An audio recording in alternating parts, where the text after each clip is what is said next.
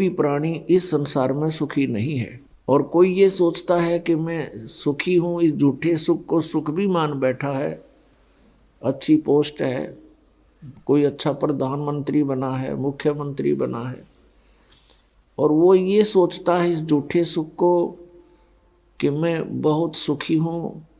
अन्य दूसरे लोग भी ये सोचते हैं कि भाई इसकी तो बड़ी मौज माच रही है। अब हमने उस झूठे सुख के आधार से वो बहुत सुखी और बहुत ही प्रभावशाली प्रभुता युक्त प्राणी नजर आता है, और एक सेकंड में ना जाने के घटना घट जाए उसके साथ में, और सत भक्ति ना करने से फिर वही प्राणी जो आज मुख्यमंत्री प्रधानमंत्री के पद पर विराजमान है,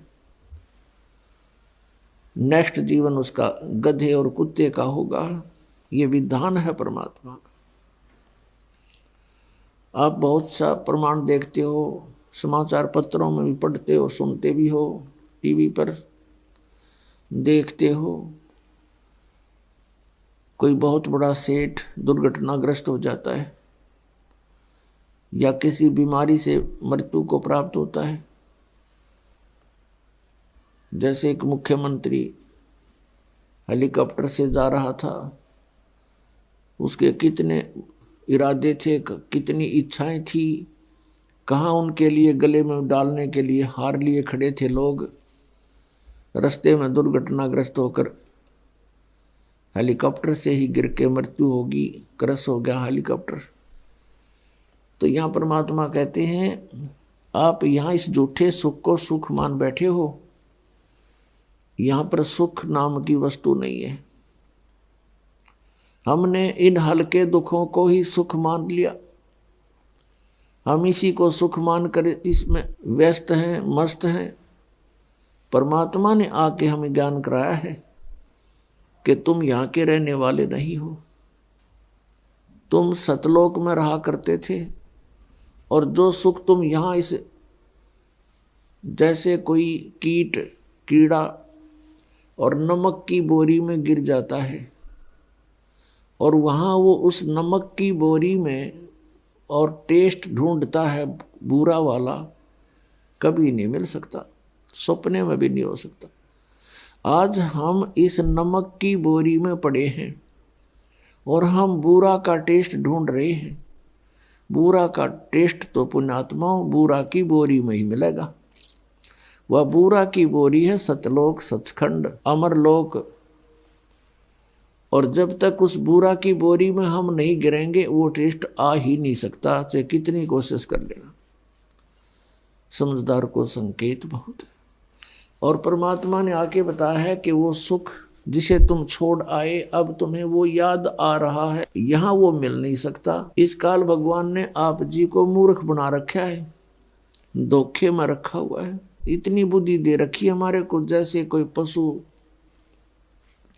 भैंस का बच्चा मर जाता है, व्यापारी लोग क्या करते हैं, उस भैंस के मरे हुए बच्चे के खाल उतरवा के उसके अंदर भूस भरवा के और एक दूम रख लेते हैं उसकी, बाकी चाम होता है, उसका सिर भी नहीं होता, और उसको उस भैंस के सामने रख देते। भैंस उसको अपना बच्चा मानकर उसको चाटती है, प्यार करती है, फिर दूध देना शुरू कर देती है।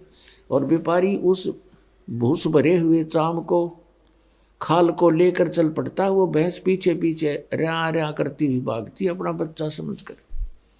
उसमें तो सारा भूस भरा है, खाल खाल लपेट रखी है। यही स्थिति हमारे साथ यहाँ कर रखी है।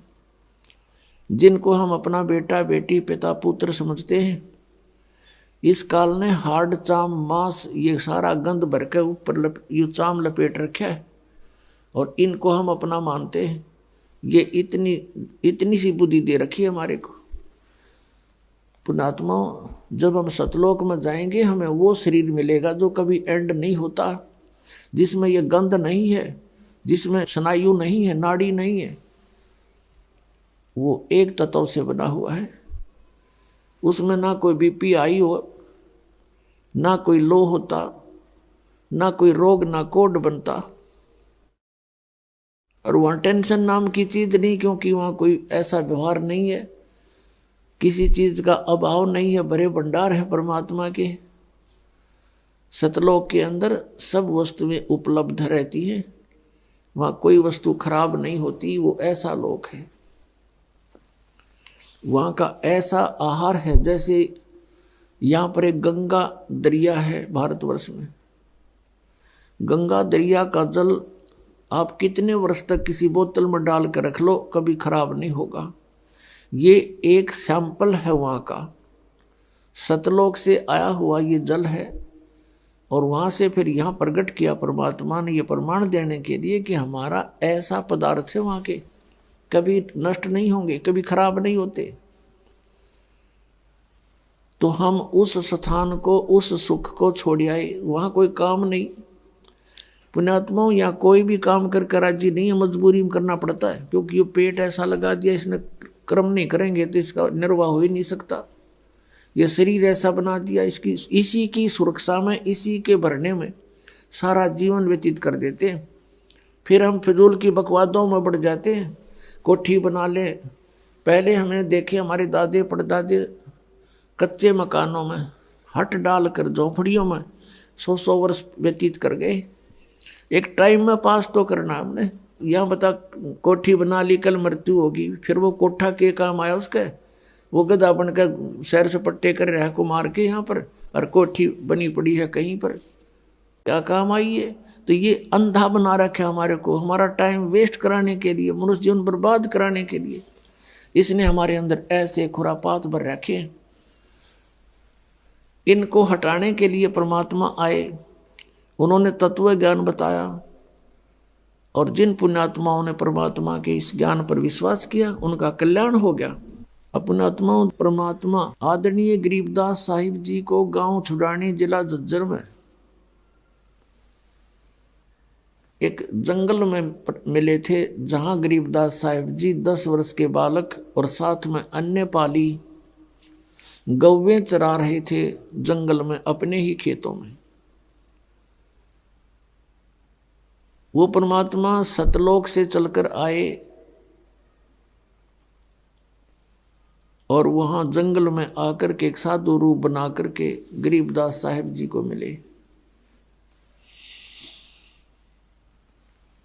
आदरणीय गरीबदास साहिब जी 10 वर्ष के बालक थे, और भी पाली वहां थे। परमात्मा से उन्होंने कहा कि महाराज रोटी खा लो, भोजन पालो। परमेश्वर ने कहा भी भोजन तो हम खा कर आए, अपने गांव से खा कर आए। आपका गांव कहाँ है? हमारा गांव सतलोक है। कितनी दूर है आपका गांव? परमेश्वर ने बताया कि 16 शंख कोस की दूरी पर यहाँ से है, मेरा सतलोक है वो गांव। बच्चों को ये समझ नहीं आई कि सतलोक होगा कोई गांव, 16 कोस पर होगा। वो कह रहे थे 16 शंख कोस पर, नील पद्म शंख। उन्होंने पालियों ने कहा कि आप भोजन नहीं खाओगे तो दूध तो पीना ही पड़ेगा, हम अतिथि को ऐसे नहीं जाने देते। परमात्मा ने कहा दूध पिलाना है तो मैं कंवारी गाय का दूध पीता हूं। तब वो बड़े बड़े पाली थे, वो मजाक करने लगे, कहने लगे बाबा जी तेरे दूध पीने की नीत नहीं, मजाक करते हो आप, कंवारी गाय कभी दूध देती है? परमात्मा ने कहा भी हाँ, हमारे यहाँ कंवारी गायें दूध देती है। गरीबदास जी की एक बहुत प्रिय बछिया थी जिसने दूध पीना छोड़ रखा था। अभी वो अधन्या थी, अभी अधन्या यानी बिना धनाई थी, कंवारी थी। उसको ले आए और कहा देखो महाराज जी बच्चा है नहीं, दूध कैसे देगी ये? परमात्मा ने उसकी कमर पर ऐसे आशीर्वाद भरा, हाथ लगाया, थपकी मारी, लंबे लंबे सतन हो गए, और कहा एक पात्र लाओ। एक लस्सी का मटका छोटा सा ले जाया करते, ब्रोला बोलते हमारी तरफ, जिसमें 5-4 किलो पदार्थ आ जाता था। वो नीचे रख दिया, साफ करके धोकर रखा हुआ था, और सतन से दूध शुरू हो गया। वो पात्र भरते ही बंद हो गया। तब आधा परमेश्वर ने पिया, आधा गरीबदास जी ने पिया। तो पुण्यात्माओं, दूसरे पालियों से कहा ले अभी तुम भी पी लो। वो मना कर गए कि हम नहीं पिएंगे पाप का दूध। जादू जंत्र का निकाला है तूने, और तेरी जात का पता नहीं, तूने झूठा कर दिया, तू कौन है, कहाँ से आया। गरीबदास साहिब जी ने कहा कि लाओ प्रभु मुझे दे दो दूध, आपका झूठा, आपका अमृत हमें कब कब प्राप्त हो। पुण्यात्माओं, ये पिछले संस्कारों से ऐसा स्वभाव बचपन से ही हो जाता है बालक का। फिर गरीबदास जी को ज्ञान सुनाया परमात्मा ने। फिर गरीबदास जी ने कहा प्रभु मुझे अपना वो लोक दिखा दो जहाँ पर प्राणी कभी जन्मते मरते नहीं, वहाँ वृद्ध अवस्था नहीं है, सर्व सुख ही सुख है। तब सतलोक में लेकर गए परमात्मा गरीबदास जी को।